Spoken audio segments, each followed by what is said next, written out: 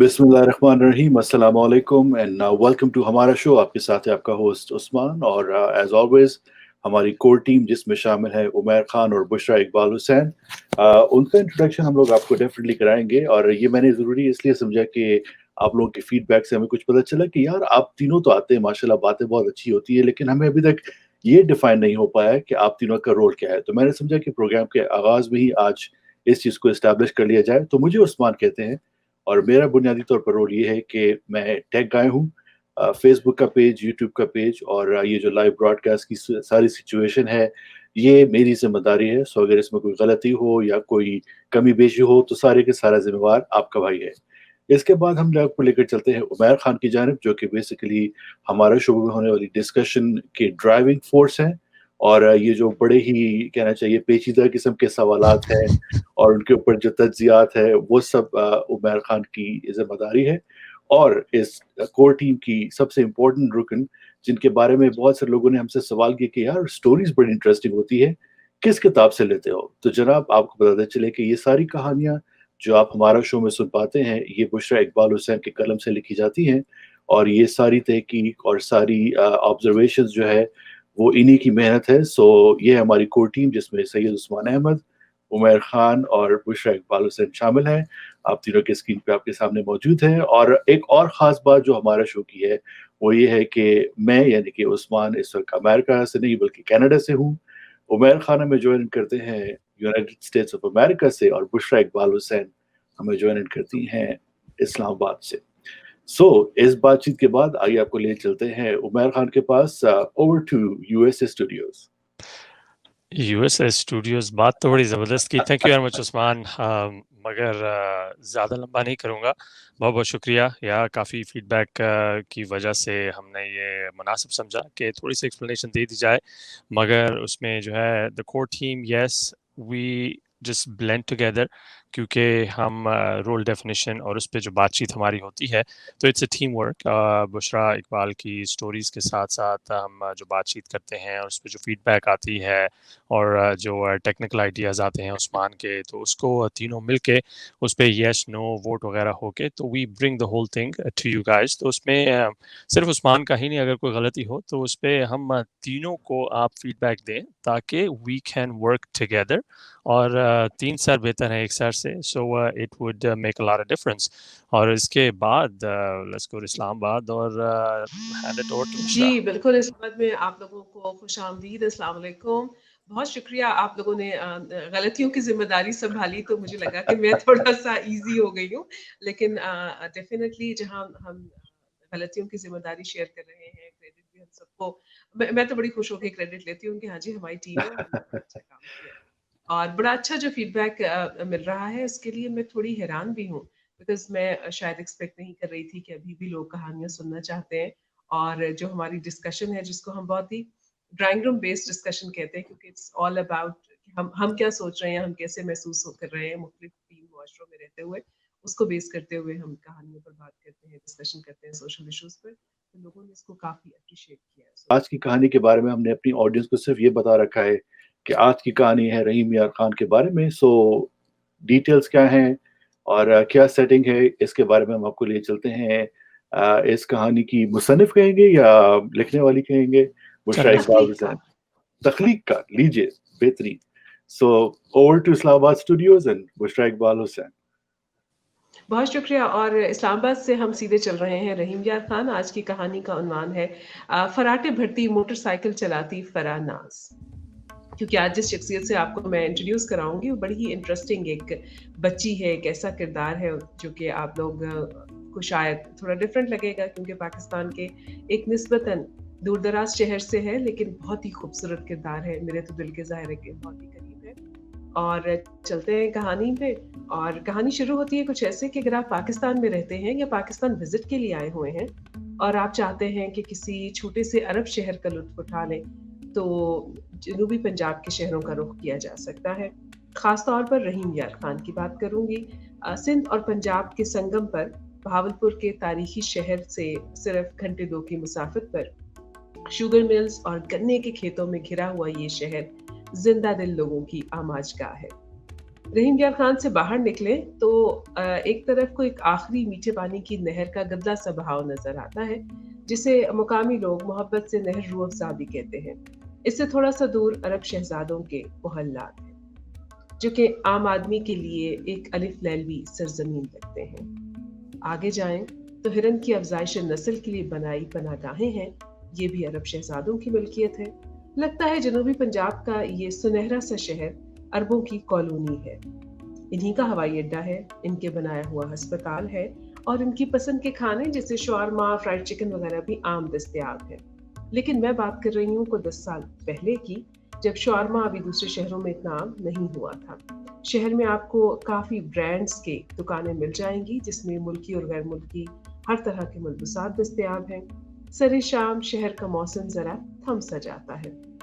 यूं तो रहीम यार खान में काफी गर्मी पड़ती है और बारिशें ना होने के बराबर होती हैं, और जब शाम होती है तो खानदान खुली फिजा में सांस लेने के लिए घरों से निकल आते हैं। जैसे दुबई या शारजा वाले शाम को समंदर किनारे चहलकदमी के लिए करते नजर आते हैं, और जैसे जैसे रात भीगती है मौसम में खुशगवार सा हल्कापन आ जाता है। रोही की तरफ से आने वाली हवा ठंडी और मसहूर कुन होती है, इसीलिए शहर के बासी भी धीमे और तेज मिजाज का जबरदस्त इम्तिजाज है। यहाँ ख्वानगी की शरह काफी बेहतर है, रिवायत पसंदी का चलन भी आम है। औरतें चादरें या बाया में अक्सर नजर आ जाती हैं। मेले ठेले भी लगते रहते हैं, और अच्छी बात इस शहर की ये है कि यहाँ लोग तालीम से काफी वाकिफ हैं, और लड़कों के साथ साथ लड़कियां भी बराबर स्कूल कॉलेज जाती नजर आती हैं। शहर में गुर्बत, अफलास, भूख, नंग नजर नहीं आता, महसूस नहीं होता। लेकिन शहर से जरा बाहर निकले तो गुर्बत की चक्की पेलते आवाम नजर आने लगती है। खेत मजदूर है, मिल मजदूर है, या मौसमी मजदूरी करते, खेतों में काम करते, या मौसम के हिसाब से जो मजदूरी मिलती है उसके मुताबिक काम करते लोग नजर आ ही जाते हैं। चंद बरस पहले की बात बताऊं तो यहाँ काफी अजीब कहानियां मशहूर थी।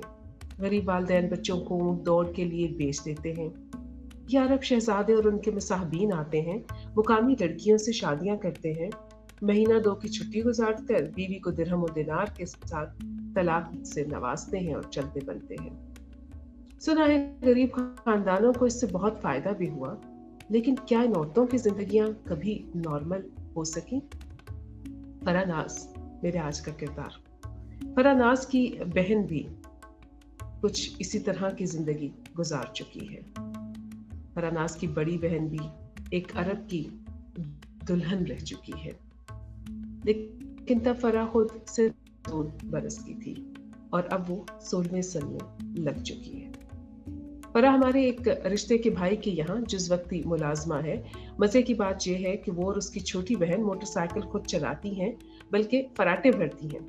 सुबह स्कूल जाती हैं, दोपहर को हमारे भाई के बच्चों को संभालने आ जाती हैं, साथ में साफ सफाई का काम करती हैं और रात की चपातियां डाल जाती हैं। फरा इंडियन फिल्मों की बहुत शौकीन है, शाहरुख खान की नकल करती है और हीरोइन के किरदार से इसे कोई दिलचस्पी नहीं। वो सिर्फ हीरोज के डायलॉग दोहराती है, जैसे मैं हूं डॉन, अरे आप उनके होते कोई मसला नहीं ना। मोटरसाइकिल पर बैठती है तो कहती है चल बसंती भाग। फरा के नक्श मोटे और रंग सांवला था, कद मुनासिब सा है, उठान वाजबी सी है, लेकिन बला की ज़हीन और हाजिर जवाब है। भाभी बेगम की दर्जनों मुश्किलें मिनटों में हल कर देती है। बाजार से सौदा सिर्फ लाना हो, दही या नान मंगवाने हैं, बच्चियों के पैम्पर्स खत्म है या मेहमानों के चाय नाश्ते का सामान मुहैया करना है। फरानाज मोटरसाइकिल पर सवार, मुंह सर को चादर से ढक रखा है, हवा की रफ्तार से सब सामान हाजिर कर देती है। हाँ, हर काम के अलग से पैसे लेती हैं और पेट्रोल के अलग से। कहती हैं भाभी काम अपन सारे कर देंगे। अम्मी जान कहती थी कोई काम छोटा या बड़ा नहीं होता, इसलिए हम तो काम कर देंगे, आप बस जरा जेब ढीली रखिए। फरा की छोटी बहन का नाम है सनानाज, ये भी 3री जमात में पढ़ती है और फरा का साया बनी रहती है। फरा का अभी मैट्रिक में दाखिला नहीं हुआ, वो अपनी पढ़ाई को लेकर काफी संजीदा भी है। एक दिन क्या हुआ कि बावर्ची खाने में वो चपातियां डाल रही थी और इसका मिजाज कुछ खराब सा था। हमने भी जरा छेड़ दिया कि क्या आज मोटरसाइकिल पर रेस हार गई हो? अरे बाजी, अपन रेस नहीं हारते, क्योंकि हमसे कोई रेस में जीत सकता ही नहीं। जब अपन ने फैसला कर लिया तो फिर हम अपनी भी नहीं सुनते। वो हंसने लगी और हंसते हंसते उसकी आंखों में थोड़ा पानी भी आ गया। कहने लगी, मैं कभी यहाँ से ऐसी ही स्पीड से भाग जाऊंगी। सना ना होती तो जाने कब की भाग गई होती। फिर इस रोज उसने अपनी वो कहानी बताई जो आज आपको मैं बता रही हूँ। उसने बताया कि उसकी बड़ी बहन की शादी एक ऐसे शख्स से हुई जिसे कोई जानता नहीं था। इसके रिश्ते के एक दूर पार के चचा ने ये रिश्ता करवाया था। खानदान चूंकि भूख से मर रहा था, चचा ने कहा लड़का पाकिस्तान में ही रहेगा, अरब शाह का भतीजा है, दौलत की रेल पेल है, घर के मर्दों को दुबई में नौकरियां दिलवा देगा और यहाँ माँ के लिए घर खरीद देगा और सामान वगैरह भी दिलवा देगा और महाना का राशन पानी भी दिया करेगा। फरा के वालिदैन चचा की चिकनी चुपड़ी बातों में आ गए और लड़का देखे बगैर रिश्ता कर दिया। इन्हें कुछ हजार रुपए तो मिले, लेकिन बाकी के वादे निकाह के बाद के लिए उठा दिए गए। चंद रोज में निकाह भी हो गया, दुल्हन रुखसत हुई और हफ्ता भर बाद भी वापस नहीं आई। न ही कोई माली इमदाद आई। लड़की रुखसत होकर जिस कोठी में गई थी, जब वहां जाकर मालूम किया तो पता चला अब तो सब खाली पड़ा है। चचा की तलाश शुरू हुई तो खबर मिली निकाह की रात ही कहीं टल लिए थे। अब गरीब वालिदैन कहाँ जाते, किसको दुहाई देते, सुरोध होकर चुप कर रहे। दुल्हन चंद हफ्तों के बाद घर वापस भी आ गई, लेकिन लुटी पिटी, न हंसती न बोलती, न बताती किसके साथ क्या मुआवजा हुआ। इसके हाथ में कुछ करंसी नोट थे और कानों में तलाई झुमके। इस शादी के बस इसे यही मिला था। दोबारा कभी उस दुल्हन को किसी ने बातचीत करते नहीं देखा, यहाँ तक कि वो इतनी खामोश हो गई कि वो कभी रोई भी नहीं। जब डॉक्टर को दिखाया तो उसने कहा कि सदमा है, लेकिन ये कैसा सदमा था कि इसी खामोशी में वो कफन ओढ़कर दुनिया से रुखसत हो गई।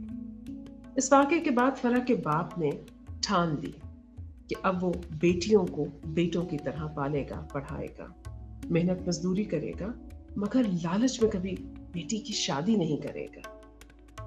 लेकिन बाप यह अहद बहुत देर तक निभा नहीं सका, दुनिया से ही चला गया। अब फरा नाज इस घर की कफील भी है और मुहाफिज भी। वो असल जिंदगी में हीरो का किरदार निभा रही है। अल्लाह उसे हर बला से महफूज रखे। ज़बरदस्त। और उस पे मुझे एक जो 2-3 सिचुएशंस याद आ गई कि हम लोग इतनी जल्दी क्यों करते हैं। और जल्दी का काम, ये तो हमें पता है, शैतान का काम होता है। In so many things we just go through things, और उसमें ये होता है कि यार जो होगा देखा जाएगा। तो आई मीन इट्स, और फिर हम we don't even think about consequences. थोड़ा प्रैक्टिकल होके उस पर थोड़ा मे बी मसला जो है हमारे सर्कमस्टांसेस का भी हो सकता है कि क्यों हम लोग इतनी जल्दी में जो है फैसले कर रहे हैं। और फिर मसला ये भी हो सकता है कि हम आने वाले दिनों का भी सोच रहे हैं कि आगे क्या होगा।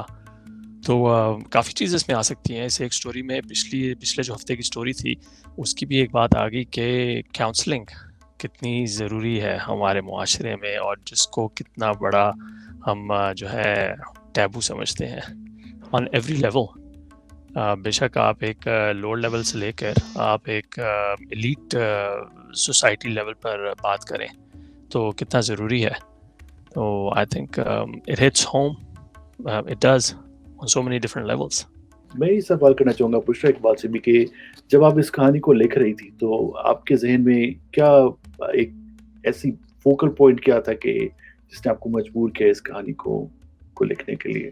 अच्छा, मैं जब इस कहानी को कंसीव मैंने किया तो ये ज़ाहिर है कि रियल कैरेक्टर है। इस बच्ची से मुलाकात मेरी रहीम यार खान में हुई। मैंने इसको बाइक चलाते देखा, अपनी बहन को साथ पीछे बिठाकर اور اس کو میں نے یہ مطلب جتنی باتیں میں نے اس کے حوالے سے آپ کو بتائی ہیں کہ اس کو فلموں کا بڑا شوق تھا اور وہ ڈائلاگس بڑے شوق سے بولتی تھی، یہ ساری باتیں صحیح تھیں.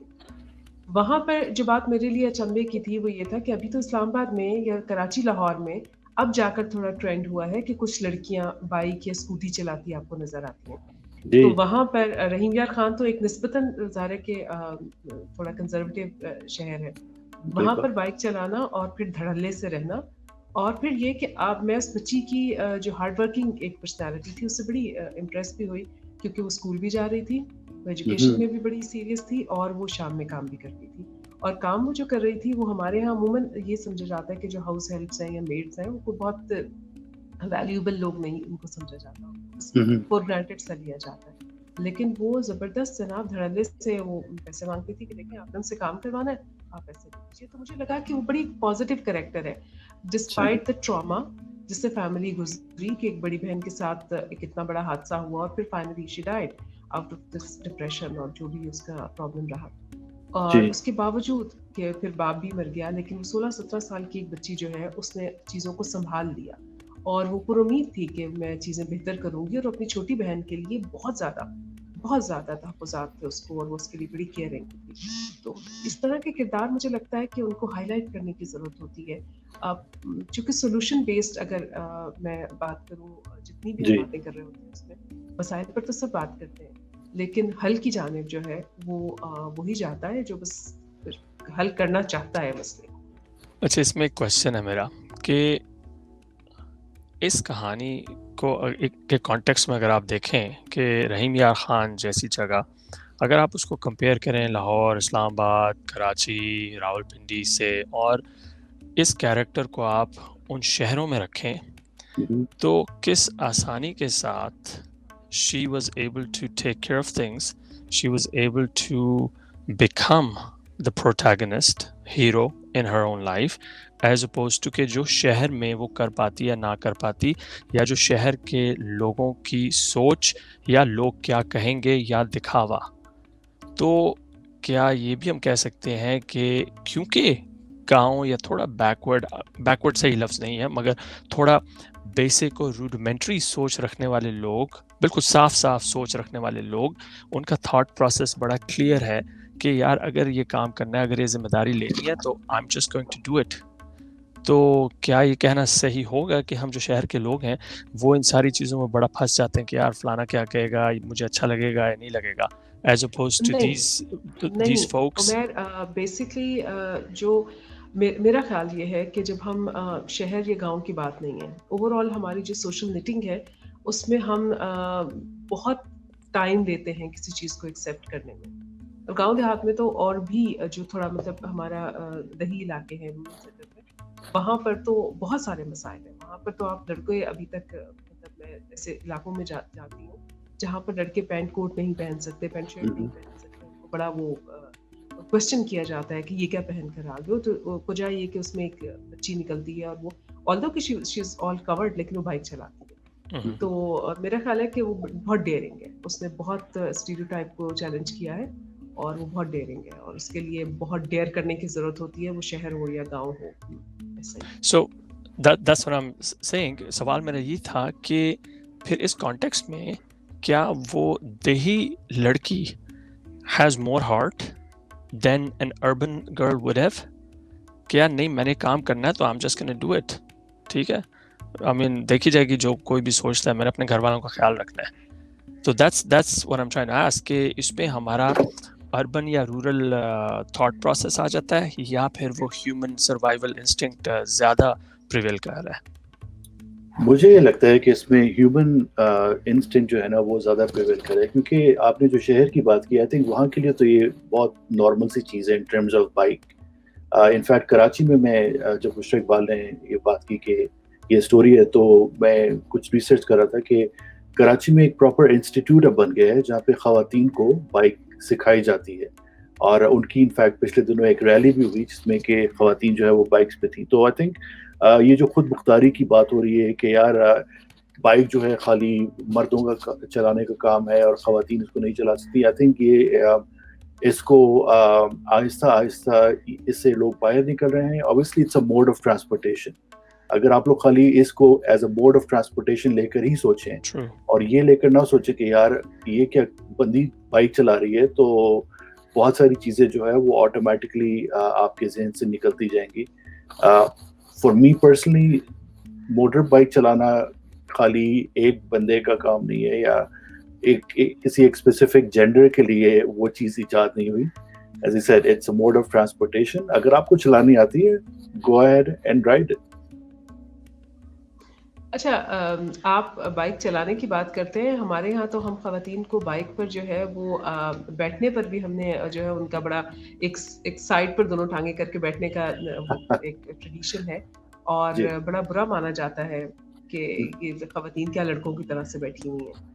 تو اور بعض اوقات آپ نے تو مجھے معلوم نہیں آپ کو یاد ہے کہ نہیں، لیکن دیکھا ہوگا کہ یہاں پر پاکستان میں بہت سے ایسے کپلز ہوتے ہیں جنہوں نے خواتین نے 3 بچے بھی ساتھ سنبھالے ہوتے ہیں جی بائک بالکل. کی پچھلی سیٹ پر، لیکن وہ بیٹھی ایک طرف ٹانگیں کر گئی ہوتی ہے، اور وہ بڑی ان ایزی اور ان سیف پوزیشن ہے، کیونکہ اکثر خدا نخواستہ اگر حادثہ ہوتا ہے تو جی. جو اس طرح سے بیٹھا ہوا بندہ ہے وہ اپنا آپ کو بیلنس نہیں کر پاتا بائک کے اوپر. لیکن کیا کیجیے کہ یہ ٹریڈیشن ہے ہمارے ہاں، اور اس کو پھر اب آہستہ آہستہ چیزیں بدل رہی ہیں. جیسے آپ نے کہا کہ کراچی میں اور اس طرح سے لاہور میں اسلام آباد پولیس بھی جی. ٹریفک پولیس جو ہے وہ بائک رائڈ کی ٹریننگ دے رہی ہے، اور اچھا. بچیوں میں یہ رجحان ہو رہا ہے. دیکھیے کام کرنے میں پاکستان میں خواتین جو ہے وہ تقریباً 51% ہے، اور جی. ان کو ظاہر ہے باہر بھی نکلنا ہے. ہمارے معاشی حالات ایسے ہیں کہ خواتین اگر کام نہیں کر رہی ہیں تو ہم اپنے گھروں کو بہتر طور پہ نہیں چلا رہے. جب آپ گھر سے باہر نکل رہے ہیں تو پھر آپ کو ٹرانسپورٹیشن بھی چاہیے، اور پبلک ٹرانسپورٹ کے استعمال کے ساتھ ساتھ جو آج کل ٹریفک کے ہمارے یہاں حالات ہیں، جیم ٹریفک اور بہت ساری چیزیں، اور پیٹرول کی قیمتیں، تو اس میں جی. بائک ایک بڑی میرا خیال ہے کہ پریکٹیکل سا.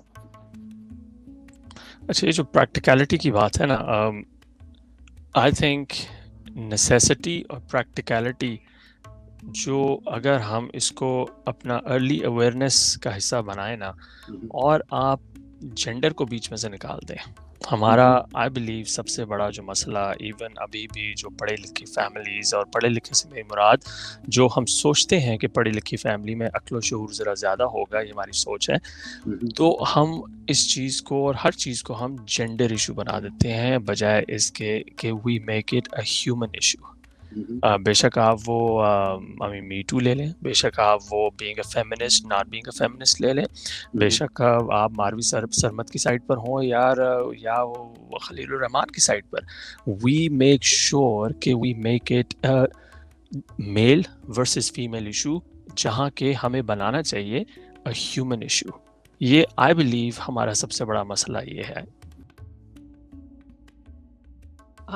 لیکن میرا خیال ہے کہ ایک اور جو اس سٹوری کے حوالے سے بیک گراؤنڈ میں نے آپ کو دیا تھا، وہ رحیم یار خان کے غربت سے بہت زیادہ متاثرہ لوگ ہیں، اور جو ایک کالونی ٹائپ کا ایک انوائرمنٹ مجھے لگا کہ بن گیا تھا، وہ اب چیزیں بہتر ہو گئی ہیں. اب وہاں پر دوبارہ سے حالات جو ہیں بہتر ہوتے جا رہے ہیں، اور اب مجھے لگتا ہے کہ جیسے جیسے ہمارے پاس صنعت بڑھے گی، انڈسٹری بہتر ہوگی اور لوگوں کی اپرچونٹیز نکلیں گی، ویسے ویسے ہمارے لوگوں کا اسٹینڈرڈ آف لیونگ بھی بہتر ہوگا.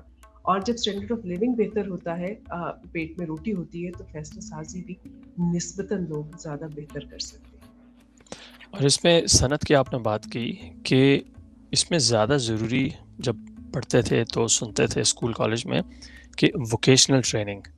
ہم لوگ یہ سوچ ہے ہماری کہ ڈگری، پیپر، پرچہ، امتحان، مگر ہم جو لائف سکل اور ووکیشنل ٹریننگ ہے نا، اس پہ ہم لوگ فوکس نہیں کرتے ہیں. اور یہ ہر لیول پہ، ہمارے معاشرے کے ہر لیول پہ حالانکہ یہ آنا چاہیے. اور تو اس پہ ہمیں حکومت کی طرف سے کچھ کرنے کا انتظار میرا نہیں خیال کہ ہونا چاہیے. ہر انسان کو، ہر ایک کو یہ خود سوچنا چاہیے کہ یار اگر میں اپنے بیٹے کو لیٹس سے کمپیوٹر کورس کرایا تو بیٹی کو بھی کراؤ. اگر بیٹی جو ہے وہ ویکیوم مار سکتی ہے، جھاڑو پونچھا مار سکتی ہے، تو بیٹے سے بھی وہی کام کراؤ. تو آئی تھنک وی شوڈ اس پہ انڈیویجولی جو ہے نا، انفرادی طور پر ہر ایک کو کرنا پڑے گا. حکومت کہاں کہاں جا کے کیا کیا کرے، یہ بھی ہمارا ایک بہت بڑا المیہ ہے جس پہ بہت ہی لمبی چوڑی بات چیت ہو سکتی ہے بغیر کسی سلوشن کے. صحیح بات ہے. جو لوگ پاکستان سے نکل کے آتے ہیں امریکہ یا کینیڈا، ان کو یہ کام خود کرنے پڑتے ہیں. لانڈری بھی خود کرنی پڑتی ہے، گھر کے کمرے کی صفائی بھی خود کرنی پڑتی ہے، تو اگر آپ لوگ وہی کام باہر آ کر سکتے ہیں تو آئی ایم شیور کہ آپ وہی کام پاکستان میں بھی رہ کر سکتے ہیں. اور ووکیشنل ٹریننگ کی جو بات کی عمر نے, آئی تھنک میں اس سے ایگری اس طرح سے کروں گا کہ جہاں پہ میں ہوں کینیڈا میں, آئی ایم شیور امریکہ میں بھی وہی سچویشن ہے کہ یہاں پہ اسکلڈ لیبر کی جو کہنا چاہیے امپورٹنس ہے نا, وہ آپ کو ان ممالک میں آ کر پتہ چلتی ہے کہ جب آپ ایک پلمبر کو بلاتے ہیں کہ بھائی جان میرا آ کے پائپ ٹھیک کر دیں, اور وہ آپ کو $200 کا بل ہاتھ میں تھماتا ہے, تو آپ اس کو روپوں میں کنورٹ کرتے ہیں اور کہتے ہیں 20,000 روپے کا ایک پائپ اس نے ٹھیک کیا ہے. یہ میں پاکستان میں ہوتا تو شاید یہ 200 روپے یا 300 روپے والی بات ہو جاتی. تو آئی تھنک اسکل, یہ ٹائم آ چکا ہے کہ ہم کو کوئی نہ کوئی اسکل جو ہے وہ سیکھنی چاہیے. ڈگریز وغیرہ وہ اپنی جگہ ہے, لیکن فیوچر میں جا کے اور پریکٹیکل لائف میں جا کے ان ڈگریز کا کیا کام ہے اور کیا امپورٹنس ہے, یہ ایک اگین ایک اور ڈسکشن ہے, اور یہ بہت لمبی چوڑی بات ہو جائے گی. اس پہ میرے خیال میں پھر کسی دن بات کریں گے. ہمارے پاس 2 منٹ ہیں before we wrap up the show. Any takeaway from the story, Umair Khan and then Bushra Iqbal حسین. میرا تو آنیسٹلی لاسٹ فیو ایئرس, پچھلے کچھ سالوں سے I have become a big believer کہ سمپل کوشش یہ ہو کہ یار آئی مین جب گھنٹی بجے گی تو بس کلاس اوور, اور وہ گھنٹی بجنے سے پہلے سارا اپنا کلاس ورک جتنا ہو سکتا ہے ختم کر لو, اور اس میں آپ جو کچھ سیکھ سکتے ہیں وہ سیکھیں. بے شک آپ نے برتن دھونا سیکھنا ہے, یا کوئی کمپیوٹر کورس کرنا ہے, یا بائک چلانا سیکھنا ہے, اگر سائیکل بھی چلانا سیکھنا ہے تو یہی ہے. اور دوسرا, ہم لوگ سنتے ہیں جواب دینے کے لیے. اس پہ مجھے بڑی سخت محنت کرنی پڑی تھی جب میں تھوڑا سا ریٹیل میں تھا. ہمیں ضرورت ہے سننے کی تاکہ ہم سمجھ سکیں. تو میں تو اسی پہ چھوڑ دوں گا اور بال پھینکوں گا بشرا کی طرف. اور چونکہ آپ نے کہا کہ ہم سنتے ہیں جواب دینے کے لیے, تو میں اسی سے کنٹینیو کروں گی کہ جواب ضرور دیجیے, لیکن چیز سمجھ لیجیے. اور آپ کے پاس اگر بیک گراؤنڈ نالج ہے تو کسی بھی معاملے کا, تو اس کو مد نظر رکھتے ہوئے اپنے پرسیپشنس کو تھوڑا سا ہلا جلا کر, کیونکہ بعض اوقات ہم جواب جب دے رہے ہوتے ہیں یا کوئی بھی بات کر رہے ہوتے ہیں وہ ہم اپنی پرسیپشن کی بیس پر کر رہے ہوتے ہیں, کیونکہ ہم نے پہلے اس ساری سچویشن کو ایسے ہی دیکھا ہوتا ہے, تو چیزیں جو ہے وہ شاید کسی اور اینگل سے بھی دیکھی جا سکتی ہیں. تو کوشش کریں کہ آج کے دن میں اس ویکینڈ پر کم از کم یہ ٹرائی کر کے دیکھ لیں, کہ سال بھی ختم ہو رہا ہے, کہ ہم نے سفرنگس کو سفرنگس ہی کے طور پر دیکھنا ہے یا ہم نے ان کو اپرچونیٹیز کے طور پر دیکھنا ہے. اور میرا خیال ہے کہ چیزیں کافی بہتر ہو جائیں گی. اور آپ دونوں کے لیے مجھے بہت شکریہ کہنا ہے, کیونکہ میں بالکل اندازہ کر سکتی ہوں کہ میں تو یہاں صبح کے وقت میں بیٹھی ہوں, لیکن آپ لوگ مڈ نائٹ میں یہاں پر آتے ہیں اور ہمارے ساتھ بات چیت کرتے ہیں, تو آپ دونوں کا شکریہ خاص طور پہ کہنا بنتا ہے. Thank you very much. بہت اچھی آپ لوگوں نے جو ہے ڈسکشن کو وائنڈ اپ کیا ہے. ہمارے ساتھ آج کے پروگرام میں Umair Khan from United States, Bushra Iqbal حسین ہمیں جوائن کرتی ہیں ایز اے سیڈ پاکستان سے, اور میں یعنی کہ سید عثمان احمد کینیڈا سے. اسٹوری کے بارے میں تو عمیر نے اور بشرا نے بات کی, میں آپ کو چھوڑے جا رہا ہوں چھوٹی سی بات کے ساتھ, وچ از جسٹ سم تھنگ جس کو آپ لوگ سنیں اور اس پہ غور کریں. مولانا رومی سے کسی نے سوال کیا کہ کون سی موسیقی حرام ہے؟ جواب دیا, امیروں کے برتنوں میں گونجتی چمچوں کی آواز جو بھوکے غریب کے کانوں میں پڑے. اسی بات کے ساتھ آپ کو چھوڑے جا رہے ہیں. اپنے میزبان عثمان کو, عمیر خان کو اور بشرا اقبال حسین کو اجازت دیجیے. اللہ حافظ.